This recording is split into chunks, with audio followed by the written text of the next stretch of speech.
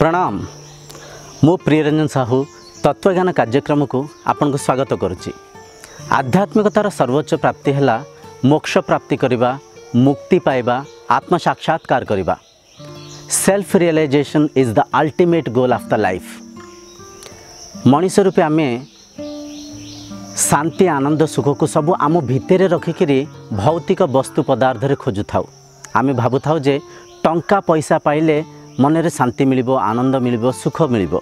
ये संसार को जदि आमे परख निरीखिकी देखिबा, मनीष लक्षाधिक टंका कोटी कोटी टंका कमेला परे मध्य से टंका पछाड़े गड़ौसंती, दौड़ुसंती। धन रे आज्ञा संपूर्ण संतृप्ति मिले नाही। धन किछि समय पे हमको तृप्ति दिए, शांति दिए, आनंद दिए, तापर मन रे आउ इच्छा वांछना आसी जाए जे से धन को नगेई करी ता द्वारा आउरी धन को केमती कमेबा। तेणुकर धन संपूर्ण संतृप्ति दिए नाही। आमे जदि परख निरीखिकी देखिबा, कौन पद पदवी रे शांति आनंद अच्छी कि? जेते निम्न स्तर उठिकी उच्चरु उच्च बड़रू बड़ पद पदवी की प्राप्त कला परे मध्य मनीष ताठ आउ बड़ पद पदवी की प्राप्त करने आशा अभिलाषा रे बुलू थाए। आउ तांको जो प्राप्त पद तांको किए छड़े न नियंतु, तांको से जो चेयर अच्छी, तांको से जो डेजिग्नेशन काले न पड़े जाओ, एपरिका मन रे डर आउ व्याकुलता भी रखिकी आमे देखुचे ए समाज रे अनेक नेता मंत्री माने बुलू थांती। तेणुक यहीटा भी स्पष्टीकरण हो जाऊँ जे पद पदवी भी शांति ना। शांति आज्ञा बाहर ना, शांति आम भितर अच्छी। जेपर्यंत आम निज स्वरूप को स्वभाव को न चिन्हीचे, जेपर्यंत आम आत्म साक्षात्कार न करेचे, मन संपूर्ण संतृप्ति प्राप्त करें। ए जीवनर सटीक आनंद स्वाद को नहीं पारबनी। ये सब कथा शुणुवा समय मन रे गोटे प्रश्न आसवा स्वाभाविक जे आत्म साक्षात्कार रे कौन एमती अच्छे जे आमे ताकू जाणिकी आमे सेल्फ रियलाइजेशन करिकरी जीवन को आनंद शांति रे बंची परिबा। आत्म साक्षात्कार करिथिबा से अनुभूति की आमु टिके कहंते कि आत्म साक्षात्कार करुथिबा समय रे मनर स्थिति केमती थाए, कौन कौन से अनुभव करती, कौन परिका से जिनिस अच्छे जे जहाँ को पाइले आमे जीवन को धन्य कर देबा, मनीष जीवन को श्रेष्ठ करिकरी आनंद शांति सहित ए जीवन को आमे वंचित करि परिबा, बंचई परिबा। माने यही परिका अनेक मन रे प्रश्न उठे। कारण आत्म साक्षात्कार कथा आमे अनेक कथा प्रथा रे शुणीचे, किंतु ताको आमे अनुभव करिने। जे पर्यंत आमे अनुभव न करि थाउ से पर्यंत मन रे अनेक प्रश्न उठुथाए। एमती तो देखंतु, जे पर्यंत आपण मिठा को निजे चाखी नांती, मिठा कथा पढ़िले कि मिठा को देखिले, मिठा कथा शुणिले आपण से मिठार स्वाद को आनंद को नहीं पारिबेनी। से परिका आत्म साक्षात्कार है मनर गोटे स्थिति, सेटा गोटे अनुभव। से अनुभव को निजे जे पर्यंत करना, जहाँ गप कहानी रूप से शुणिले आपण सटीक सुख को, सटीक से जिनिस को बोधे अनुभव करें। किंतु हाँ, यहीटा सत्य, मिठा कथा शुणा द्वारा, मिठा को देखा द्वारा, मिठा जुगुरु आपण मन रे किछि ज्ञान अर्जन करें। मिठा खायापाई आपण टिके साहाय्य सहायता हो पारे, आ मिठा को चाखी पारे। ठीक से परिका आत्म साक्षात्कार करथिबा किछि कथा को जदि आमे सुनिबा, बुझिबा, तार से अनुभव को जदि आमे टिके बुझी पारिबा, हेई पारे आत्म साक्षात्कार करिवार हमर जो साधना पथरे से हमको साहाय्य हो पारिबो। तेणुकरी आजिर हमर विषय वस्तु है आत्म साक्षात्कार कौन। सर्वप्रथमे आत्म साक्षात्कार कौन आमे ताको बुझिबा, तापरे मो निज अनुभव को मो ए वीडियो माध्यम रे शेयर करछि। ये सब कथा आज्ञा आम साधारण जीवन ठो टिके नियारा, टिके अलगा। आकु आम सीमित ज्ञान को आधार करिकरी न देखिकरी आम विवेक को विनियोग करिके जदि आमे बुझिया पे चेष्टा करिबा, निश्चय आमे बुझी परिबा। आसंतु आमे सर्वप्रथमे वीडियोटा को देखिबा, आ द्वारा बुझिबा जे आत्म साक्षात्कार केमती हुए, आ मो अनुभव को मु आधेरे शेयर करिछि। आत्म साक्षात्कार माने निज को चिन्हिबा, निज स्वरूप को अनुभव करिबा। आमे छोट बेले ठो निज के जो शरीर मानि आसीचे, हेई पारे आमे मिथ्यारे बंचुचे, आमे सत्य को चिन्हि पारेने। हेई पारे आमे निज स्वरूप को न चिन्हि पारिकरी अंधकार रे मिथ्यारे बंचुचु। जेतोळे आमे निज स्वरूप को चिन्हिबा, निज को ठीक से आमे बुझी पारिबा, हेई पारे आम भितर थिबा जो कमी को दूर करिकरी आमे जीवनर सटीक आनंद स्वाद को नहीं पारिबा। आसंतु आमे निज को चिन्हिया पे चेष्टा करिबा। एमिति बुझंतु, गोटे माटी हांडी जहा कि माटी रे गड़ा होईची, निज माटी तत्व को न बुझी पारिकिरी निजको माठिया भावुथिब आउ माटीरे निर्मित होइतबा अन्य वस्तु मानकु निजठो भिन्न भावुथिब परपरिका भावुथिब। किंतु आज्ञा सत्य कौन जेतिक भी माटीरे निर्मित वस्तु को आमे देखुचे सबु माटी नुह कि माटी ही गोटे आकार आकृति की नहीं कि परफेक्टली श्योर माठिया माटी ही माटीरू बाहरी आज गोटे आकार को धारण करछि काली फेर भांगिकी से माटी रे मिसी जीवो। माटी रे निर्मित माठियाटा निजको माठिया भावुए आउ से माटी रे निर्माण होइतिबा अन्य माटी वस्तु मानकु तांको आकार आकृति को नेकरी अनेक नाम देकरी तांको चिन्हु थाए तांको निज ठो परपरिका देखु थाए आउ अजाणतरे मनरे अहंकार लोभ मोह काम भावना को धारण करिकरी अजाणते अशांतिग्रस्त होताए। भावंतु माटी रे निर्मित से माठियाटा जदि ता निज स्वरूप को चिन्हि पारिबो निज माटी तत्व को बुझी पारिबो जे मु माठिया नुहे मु माटी माटी रे निर्मित होइतिबा गोटे आकार मो परिका ही जेतिक माटी रे निर्मित होइतिबा वस्तु समस्ते माटी आमे समस्ते एक आमे से माटी रे बाहरिचे से माटी रे मिसिबा आमे किछि समय पे गोटे आकार आकृति को नहींचे किंतु आम समस्तक भितरे से माटी ही अच्छी ताले कौन से माटिया मन आउ अहंकार अहंभाव रहिबो जेतिक माटी रे निर्मित होइतिबा वस्तु मानकु निज परिका देखिबो जेमिति कि गोटे माँ आउ ता संतानर संपर्क माँ ता संतान को प्रेम करिया को पड़ेनी प्रेम हे जाए कहीं ना से माँ सटीकतारे जानिछि जे ए संतान मोठू ही बाहरिछि ए संतान मु ही ठीक से परिका मनीष रूपी आमे ए सीमित शरीर को निज स्वरूप भाविकी अन्य शरीर संगे पातर अंतर करुथाउ आमे निजको अन्य शरीर संगे तुलना करुथाउ जो भौतिक वस्तु पदार्थ आम पाखे अच्छी ता मूल्य का आमे परखि पारु नथाउ अन्यंक पाखे थिबा वस्तु पदार्थर लाभरे लालसारे मोहरे मन को बांधि छंदिकरी अजाणतरे आमे अशांतिग्रस्त होथाउ। सत्यरे कौन ए शरीर आमे जदि सत्यरे आमे शरीर भावंतु छोट बेले आम आकार आकृति केमती थिला युव बयस रे आम आकार आकृति केमती थिला एबे आम आकार आकृति केमती अच्छी आम जिते बुढ़ा हिंजिबा सेतबेले शरीर आकार आकृति केमती हिंजिबो ताहले आमे कौन शरीर भावंतु थरे निश्चय आमे ए शरीर नुहे ये शरीर को चलाउथिबा शक्ति हेले आमे जहाको कि कॉन्शियसनेस कहंती आत्मा कहंती से शक्ति को अनेक लोक अनेक नाम देइसंती किए तांको कहिले आत्मा किए तांको कहिले ब्राह्मण तो आउ किए तांको कहिले कॉन्शियस डिवाइन पावर किए चेतना कहिले तो आउ किए चैतन्य नाम रे आज्ञा कौन अच्छी समस्ते से शक्ति को ही दर्शाउछंती आउ से शक्ति हेला एक जो क्षणिक गोटे शरीर ता निज स्वरूप को चिन्हि पाइला जानी पाइला बुझी पाइला जे मु ये शरीर नुहे मु ये शरीर को धारण करथिबा आ ये शरीर को चलाउथिबा शक्ति मु ही ब्रह्म ए संसार को निर्माण करथिबा आत्मा से क्षणिक से शरीर मनरे थिबा अविद्या अस्मिता रूपी अहंकार अहंभाव काम क्रोध मदमाश्चर्य रूपी समस्त मनर मैला हटिजिब मन निर्मल होइजिब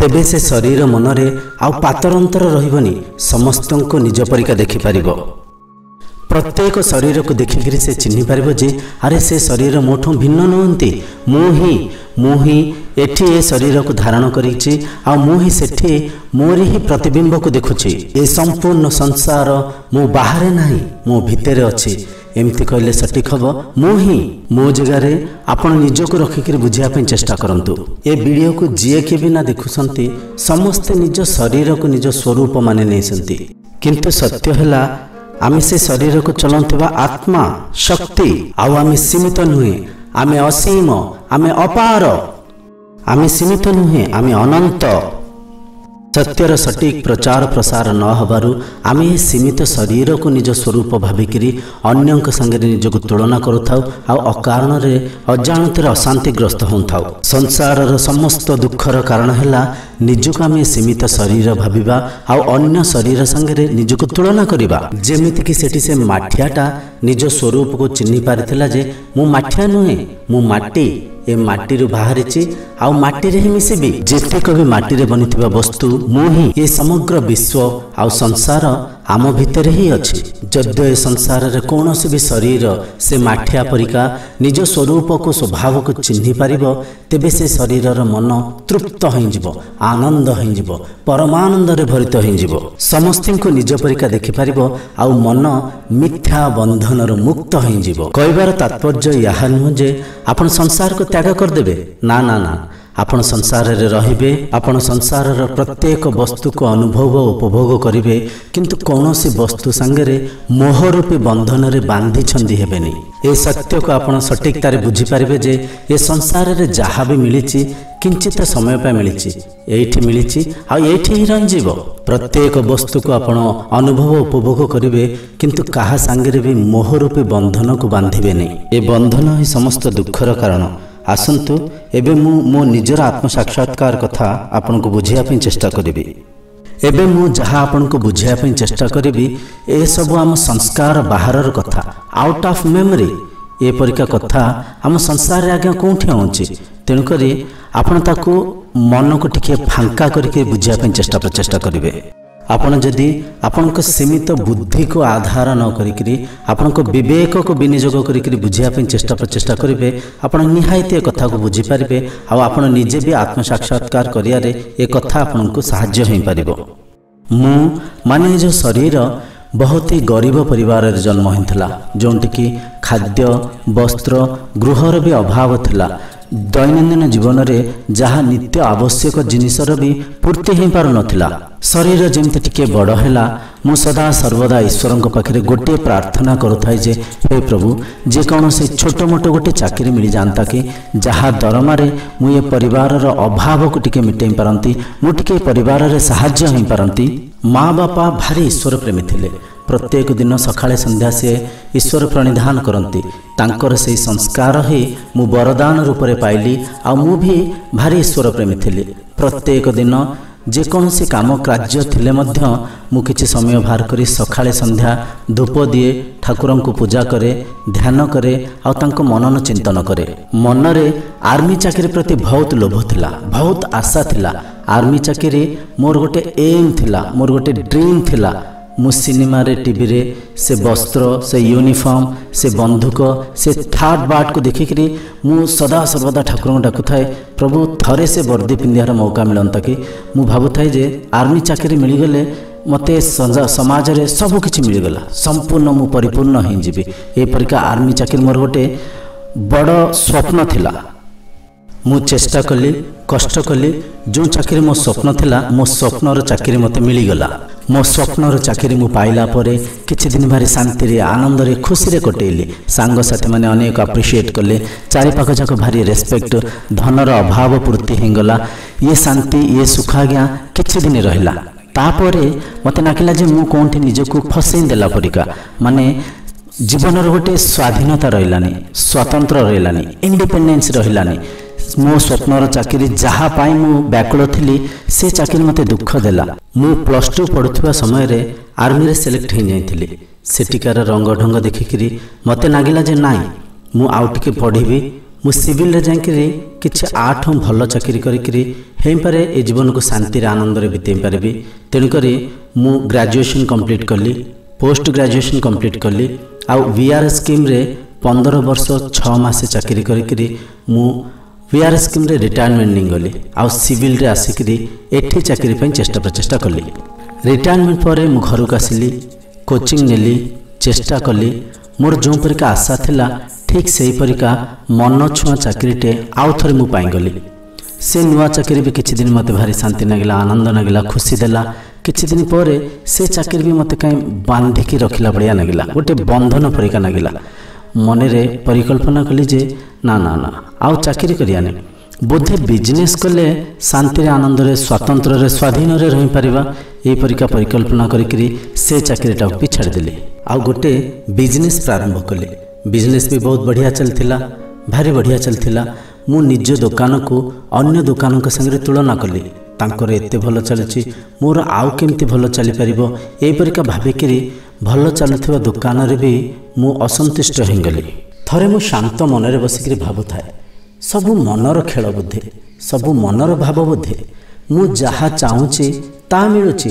ସମୟରେ ଚାକିରି ମିଳିବା, ଚାକିରି ଛାଡ଼ିବା ସଙ୍ଗେ ସଙ୍ଗେ ଆଉ ଯେଉଁ ପରିକା ଚାହୁଁଥିଲି ସେ ପରିକା ଚାକିରି ମିଳିବା, ବିଜନେସ୍ କରିବା ପାଇଁ ଚାହିଁଲି ତ ବିଜନେସ୍ ବି ଠିକ୍ ଚାଲୁଥିଲା, ସମୟରେ ବିବାହ ହେବା, ସବୁ କଥା ସବୁ ଯେଉଁ ପରିକା ମୁଁ ଚାହୁଁଛି ସେହି ପରିକା ହେଉଛି। କିନ୍ତୁ ମନକୁ ବୋଧେ ମୁଁ ଠିକ୍ ସେ ନ ବୁଝିପାରିବାରୁ, ଇନ୍ଦ୍ରିୟଙ୍କୁ ବୋଧେ ନିଜ ନିୟନ୍ତ୍ରଣରେ ନ କରିପାରିବାରୁ ସବୁ ଥାଇଁକିରି ମଧ୍ୟ ମୁଁ ଅଜାଣତରେ ଅକାରଣରେ ଅଶାନ୍ତିଗ୍ରସ୍ତ ହେଉଛି।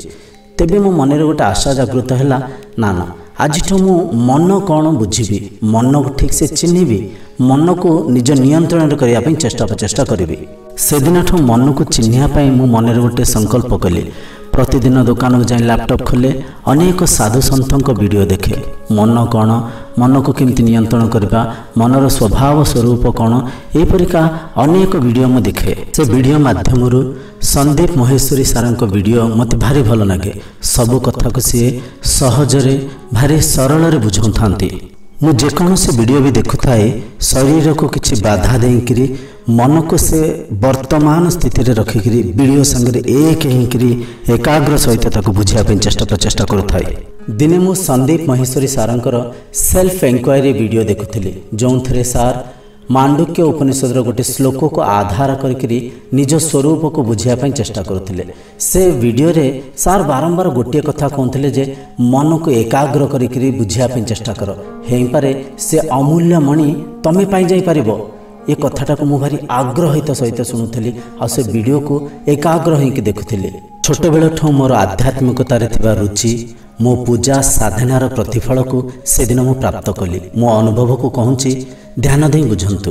ଏକାଗ୍ର ଚିତ୍ତରେ ସେ ଭିଡ଼ିଓ ଦେଖୁଥିବା ସମୟରେ ମୁଁ ଅନୁଭବ କରୁଛି ଯେ ମୋ ମସ୍ତିଷ୍କ ଭିତରେ ଗୋଟେ ପାଣି ଫୋଟକା ଫାଟିଗଲା, ପୁରା ପାଣି ଭଇଁଗଲା, ମୁଣ୍ଡ ବିଲକୁଲ ଥଣ୍ଡା ହେଇଗଲା, ମସ୍ତିଷ୍କ ବିଲକୁଲ ବରଫ ପରିକା ଥଣ୍ଡା ହେଇଗଲା, ମନ ତୃପ୍ତ ହେଇଗଲା ପରିକା ଲାଗିଲା। ମୋ ଚୌପାଶରେ ଯାହାକୁ ବି ଦେଖୁଛି ସମସ୍ତେ ମୁଁ। ମୋ ଦୋକାନ ସାମ୍ନାରେ ଗୋଟେ ମଉସା ପ୍ରେସ୍ କରନ୍ତି, ତାଙ୍କୁ ଦେଖୁଛି ସେ ବି ମୁଁ। ସେ ବଜାରରେ ଜଣେ ମଉସା ଟ୍ରଲି ଟାଣନ୍ତି, ତାଙ୍କୁ ଦେଖୁଛି ସେ ବି ମୁଁ।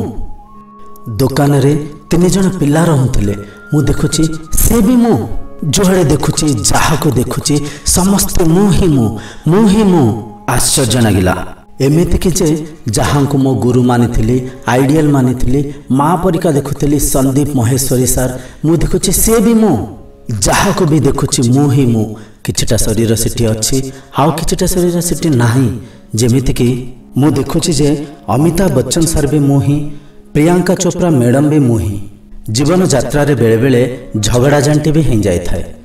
ମୋ ଦୋକାନରୁ କିଛି ଲୋକ ବାକି ନେଇଥିଲେ, ସେ ବାକି ନ ଦେବାରୁ ତାଙ୍କ ସାଙ୍ଗରେ ଝଗଡ଼ା ଝାଣ୍ଟି ହେଇଥିଲା। ମୁଁ ଦେଖୁଛି ସିଏ ବି ମୁଁ। ସେ ସମୟରେ ମୋ ମନରେ ଗୋଟେ ବିଚାର ଆସିଲା ଯେ ତାଙ୍କ ଚରଣ ସ୍ପର୍ଶ କରିବି, ଆଉ ତାଙ୍କୁ ଭୁଲ ମାଗିବି। କେଇଟା ପଇସା ନେଇକିରି ମୁଁ ତାଙ୍କୁ ଆଡ଼ୁସାଡ଼ୁଆ କଥା କହିକିରି ତାଙ୍କ ମନକୁ ଦୁଃଖ ଦେଇଥିଲି। ଦେଖନ୍ତୁ, ସେମାନେ ମୋ ପଇସା ନେଇଛନ୍ତି, ସେମାନେ ମୋ ପଇସା ଫାଙ୍କିଛନ୍ତି, ଆଉ ମୋତେ ଆଡ଼ୁସାଡ଼ୁଆ କଥା କହିଛନ୍ତି। ତଥାପି ମୋ ମନରେ ଆସୁଛି ଯେ ତାଙ୍କ ଚରଣ ସ୍ପର୍ଶ କରିକିରି ତାଙ୍କୁ ମୁଁ ଭୁଲ ମାଗିବି। ଦେଖନ୍ତୁ କେଉଁ ପରିକା ଆଶ୍ଚର୍ଯ୍ୟଜନକ ଅନୁଭବ ଥିଲା ସେଇଟା। ଯୁଆଡ଼େ ଦେଖୁଛି, ଯାହାକୁ ଦେଖୁଛି ମୁଁ ହିଁ ମୁଁ। ଏ ଦୃଶ୍ୟ ଦେଖିଲା ପରେ ମୁଁ କଇଁ ବାଜି କାନ୍ଦି ଉଠିଲି। ମୋତେ ଲାଜ ମାଡ଼ିଲା। ଦୋକାନରୁ ବାହାରକୁ ବାହାରି ଆସିଲି। ଟିକେ ଦୂର ଯାଇକିରି ମୁଁ ପ୍ରାୟ 1 ଘଣ୍ଟା କାଳ ବସିକିରି କଇଁ ବାଜି କାନ୍ଦି ଉଠିଲି। ମୁଁ ଦେଖୁଛି ଯେ ମାଛ ବି ମୁଁ, ଛେଳି ବି ମୁଁ, କୁକୁର ବି ମୁଁ। ଘରକୁ ଯାଇ ଦେଖୁଛି ଯେ ପତ୍ନୀ ବି ମୁଁ, ମା ବି ମୁଁ, ପିଲା ବି ମୁଁ। ଯାହାକୁ ଦେଖୁଛି, ଯେଉଁଠି ଦେଖୁଛି ସମସ୍ତେ ମୁଁ ହିଁ ମୁଁ। ଖାଲି ମୁଁ କାନ୍ଦିକା ବୁଲିଲି। ଏ ଧାରଣା ମୋ ଭିତରେ 15 ଦିନ ରହିଲା। ସେ ପର୍ଯ୍ୟନ୍ତ ମୁଁ ଭଗବଦ୍ ଗୀତା ପଢ଼ିନଥିଲି, ଉପନିଷଦ ଉପରେ କିଛି ମୋର ଧାରଣା ନଥିଲା। ଏ କଥା ମୁଁ କାହାକୁ ବା କହିବି, କିଏ ବା ବିଶ୍ୱାସ କରିବ? ଧୀରେ ଧୀରେ ମୁଁ ଆଶ୍ରମକୁ ଗଲି, ଭଗବଦ୍ ଗୀତା ପଢ଼ିଲି, ଉପନିଷଦ ଭିଡ଼ିଓ ସରିକା ଦେଖିଲି। ଏସବୁ ଶାସ୍ତ୍ରରେ ସ୍ପଷ୍ଟ ଲେଖା ହେଇଛି ଯେ ଅହମ୍ ବ୍ରହ୍ମାସ୍ମି, ମୁଁ ହିଁ ବ୍ରହ୍ମ, ଆୟମାତ୍ମାନ ବ୍ରାହ୍ମଣ। ମୋ ଭିତରେ ଥିବା ଆତ୍ମଶକ୍ତି ହିଁ ବ୍ରହ୍ମ, ତତ୍ତ୍ୱମସି। ମୁଁ ବି ସେଇ ମୂଳ ତତ୍ତ୍ୱ, ଯେଉଁ ତତ୍ତ୍ୱକୁ ଆଧାର କରିକି ସଂସାରର ରଚନା ହେଇଛି। ପ୍ରଜ୍ଞାନମ୍ ବ୍ରହ୍ମ, ମନ ଭିତରେ ଥିବା ଯେଉଁ ଚୈତନ୍ୟ ଶକ୍ତି ହିଁ ବ୍ରହ୍ମ। ଅନେକ ସାଧୁ ସନ୍ଥଙ୍କୁ ଯାଇକରି ମୁଁ ଭେଟିଲି। ପ୍ରଜ୍ଞାନ ମିଶନରେ ଯାଇକରି ମୁଁ ଦୀକ୍ଷା ନେଲି। ଶ୍ରୀ ଶ୍ରୀ ଶ୍ରୀ ପରମହଂସ ପ୍ରଜ୍ଞାନନ୍ଦଜୀ ହେଲେ ମୋ ପୂଜ୍ୟ ଗୁରୁଦେବ। ଧୀରେ ଧୀରେ ମୁଁ ଏ ମାୟା ଖେଳକୁ ବୁଝିପାଇଲି, ଏ ତତ୍ତ୍ୱକୁ ଆଉ ସେ ସତ୍ୟକୁ ଚିହ୍ନି ପାଇଲି। ଏ ସଂସାରରେ ଆମେ ସମସ୍ତେ ମଣିଷ, ପଶୁପକ୍ଷୀ, ତରୁଲତା କୀଟପତଙ୍ଗ ଆମେ ସମସ୍ତେ ଗୋଟିଏ ଆତ୍ମୀୟ ବନ୍ଧନରେ ଅଛେ, ଗୋଟିଏ ଆତ୍ମଶକ୍ତିକୁ ଆଧାର କରିକିରି ଏ ସଂସାରରେ ପରିଚାଳନା ହେଉଛେ। ଆମେ ସମସ୍ତେ ଏକ। ଆତ୍ମସାକ୍ଷାତକାର କଲା ପରେ ମୋ ଭିତରେ ଅନେକ ପରିବର୍ତ୍ତନ ଆସିଲା। ଏସବୁ ପରିବର୍ତ୍ତନକୁ ମୁଁ ଆଗାମୀ ଭିଡ଼ିଓରେ ଆପଣଙ୍କ ସାଙ୍ଗରେ ସେୟାର କରିବି। ସେଦିନଠୁ ମୋ ଜୀବନର ମୁଖ୍ୟ ଲକ୍ଷ୍ୟ ହେଲା ତତ୍ତ୍ୱଜ୍ଞାନର ପ୍ରଚାର ପ୍ରସାର କରିବା। ମୁଁ ସାଧୁସନ୍ତଙ୍କ ଗେରୁ ବସ୍ତ୍ର ପିନ୍ଧିକିରି ସତ୍ସଙ୍ଗ କରୁଥିଲି। ଆଜି ଆପଣ ଭାବୁଥିବେ ଏ ବ୍ୟକ୍ତି ଜିନ୍ସ ପିନ୍ଧିକିରି ଆସିକିରି କ'ଣ କହୁଛନ୍ତି? ତାର ମୁଖ୍ୟ କାରଣ ହେଲା ବସ୍ତ୍ର ହେଲା ସାଧନାରେ ସାହାଯ୍ୟ ହୁଏ। ଆମେ ଗେରୁ ବସ୍ତ୍ର ନୁହଁ, ମନକୁ ଗେରୁଆ କରିବା ପାଇଁ ପ୍ରଚେଷ୍ଟା କରିବା। ମୁଁ ଗୋଟେ ବହୁତ ବଡ଼ ସାଧୁ ସନ୍ଥ ସାଧକ ନୁହଁ, ଆପଣଙ୍କ ପରିକା ସାଧାରଣ ଲୋକ। ସାଧନା କରିବା ପାଇଁ ସର୍ବଶ୍ରେଷ୍ଠ ଆଶ୍ରମ ହେଲା ଗୃହସ୍ଥ ଆଶ୍ରମ। ଗୃହସ୍ଥ ଆଶ୍ରମରେ ରହିକିରି ଗୃହସ୍ଥୀ ଜଣେ ନିଜ ପରିବାରର ଭରଣ ପୋଷଣ କରେ, ସମାଜର କଲ୍ୟାଣ କାର୍ଯ୍ୟ କରେ, ଆଉ ସାଧନା ବି କରେ। ଏ କଥାକୁ ଆମେ ସମସ୍ତେ ମନରେ ସ୍ପଷ୍ଟ ଭାବରେ ବସେଇଦେବା ଯେ ଈଶ୍ୱର ହେଲେ ଏକ। ଈଶ୍ୱର ଆମ ଭିତରେ ଅଛନ୍ତି, ଆତ୍ମା ରୂପରେ, ବ୍ରହ୍ମ ରୂପରେ, ଆଉ ଶକ୍ତି ରୂପରେ। ଆଉ ସିଏ ଆମେ ହେଲୁ ଏକ। ଈଶ୍ୱର ଅଦ୍ୱୈତ। ଆମ ସେ ସ୍ୱରୂପକୁ ସ୍ୱଭାବକୁ ଚିହ୍ନିବା ପାଇଁ ଆମେ ଏ ଭୌତିକ ସାଧନା କରୁଛେ। ଜାତି ଧର୍ମକୁ ଆମେ ନିର୍ମାଣ କରିଛେ। ହିନ୍ଦୁ, ମୁସଲିମ, ଶିଖ, ଇସାଇ ସବୁ ଧର୍ମକୁ ଆମେ ହିଁ ନିର୍ମାଣ କରିଛେ। ଈଶ୍ୱରଙ୍କୁ ଆମେ ଆସ୍ଥା ବିଶ୍ୱାସରେ ମାନୁଛେ। ସେ ଚୈତନ୍ୟ ବ୍ରହ୍ମଙ୍କୁ କିଏ କେଉଁ ନାମ ଦେଇଦେଲା, କିଏ କେଉଁ ରୂପ ଦେଇଦେଲା, କିଏ କେଉଁ ରୀତିନୀତି ଆଧାର କରିଦେଲା। ଆମେ ସେ ନାମରେ, ରଙ୍ଗରେ, ସେ ବିଧିବିଧାନରେ ହଜି ଯାଇଛେ, କିନ୍ତୁ ସେ ତତ୍ତ୍ୱକୁ, ସେ ସତ୍ୟକୁ ଚିହ୍ନି ପାରୁନେ। ଆଉ ଗୋଟିଏ କଥା ହେଲା ଆମେ ଆମ ମନରେ କିଛି ଭେଷଭୂଷାକୁ ସଂସ୍କାର ରୂପରେ ବସେଇ ଦେଇଛେ। ଯେମିତିକି ସାଧୁସନ୍ଥ ହେଲେ କେବଳ ସିଏ ଯିଏ ଗେରୁ ବସ୍ତ୍ର ପିନ୍ଧିକିରି ପ୍ରବଚନ ଦିଅନ୍ତି। ଡକ୍ଟର ହେଲେ କେବଳ ସିଏ ଯିଏ ଧଳା କୋଟ୍ ପିନ୍ଧିଥାନ୍ତି ଆଉ ସତସ୍କୋପ୍ ଟାଙ୍ଗିଥାନ୍ତି। ସେହିପରିକା ଯିଏ ଭେଷଭୂଷା ହେଇକିରି ଆସିକିରି ଆମକୁ କିଛି ବୁଝାଉଛି, କହୁଛି, ଆମେ ସେ କଥାକୁ ଭାରି ସହଜରେ, ସରଳରେ ବିଶ୍ୱାସ କରି ଗ୍ରହଣ କରୁଛେ। ଆଉ ଯଦି କିଏ କେଉଁଠି ଆମ ସଂସ୍କାର ବିରୁଦ୍ଧରେ କେଉଁଠି କାମ କାର୍ଯ୍ୟ କରୁଛେ, ତାଙ୍କୁ ଆମେ ଆଶ୍ଚର୍ଯ୍ୟଚକିତ ହେଇକିରି ଦେଖୁଛେ। ଯେମିତିକି ଜଣେ ଡକ୍ଟର ଯଦି ଆମକୁ ସନ୍ଥ ଭେଷରେ ଆସିକି ଟ୍ରିଟମେଣ୍ଟ କରିବେ, ଆମେ ଭାବିବା ଇଏ କିଏ ମନ୍ତ୍ରବାଦୀ କି? ଯେତେ ଭଲ ଡକ୍ଟର ହେଲେ ମଧ୍ୟ ଆମେ ତାଙ୍କୁ ଆଶ୍ଚର୍ଯ୍ୟଚକିତ ହେଇକି ଦେଖିବା। ପୂଜକ ଯଦି କୋଟ୍ ସୁଟ୍ ପିନ୍ଧିକିରି ପୂଜା କରିବେ, ଆମେ ଭାବିବା ନନା କ'ଣ ପାଗଳ ହେଇଯାଇଛନ୍ତି କି? ଏମିତିକା ରଙ୍ଗିଲା ବେଶ ଧାରଣ କରିକିରି ନନା କ'ଣ ଠାକୁରଙ୍କୁ ପୂଜୁଛନ୍ତି? କାହିଁକି ନା ଆମ ସଂସ୍କାର ସେହିପରିକା ହେଇଯାଇଛି। ତେଣୁକରି ସେ ସଂସ୍କାରକୁ ଆଧାର କରି ଆଉ ଆମ ସଂସ୍କୃତି ପରମ୍ପରାକୁ ବଞ୍ଚିତ ରଖିବା ପାଇଁ ମୁଁ ଏ ସନ୍ଥ ଡ୍ରେସ୍ ପିନ୍ଧିକିରି ଆପଣଙ୍କ ଆଗରେ ସତ୍ସଙ୍ଗ କରୁଛି। କିନ୍ତୁ ମୁଁ ବି ଆପଣଙ୍କ ପରିକା ଗୋଟେ ସାଧାରଣ ବ୍ୟକ୍ତି। ସାଧନା ବସ୍ତ୍ରରେ ନଥାଏ, ଭୌତିକ ବସ୍ତୁ ପଦାର୍ଥରେ ନଥାଏ। ସାଧନା ହେଲା ମନରେ ଥାଏ, ବାଣୀରେ ଥାଏ, ବିଚାରରେ ଥାଏ, ବ୍ୟବହାରରେ ଥାଏ। ତେଣୁକରି ଆଜିଠୁ ଆମେ କ'ଣ ପିନ୍ଧିଛେ, କେଉଁଠି ବସି କହୁଛେ ତା ଉପରେ ଗୁରୁତ୍ୱ ଦେବାନି। କ'ଣ କହୁଛେ ତା ଉପରେ ଆମେ ମନ ଦେଇ ଶୁଣିବା, ଆଉ ତାକୁ ଆମ ବ୍ୟବହାରରେ ଦେଖାଇବା। ବ୍ରହ୍ମଜ୍ଞାନ ହେଲା ସର୍ବୋଚ୍ଚ ଜ୍ଞାନ। ସା ବିଦ୍ୟା ୟା ବିମୁକ୍ତୟେ। ସେ ବିଦ୍ୟା, ଯେଉଁ ବିଦ୍ୟାକୁ ଆମେ ଶିଖିଲେ, ଜାଣିଲେ, ବୁଝିଲେ ମନ ମୁକ୍ତ ହେଇଯିବ, ମନ ତୃପ୍ତ ହେଇଯିବ।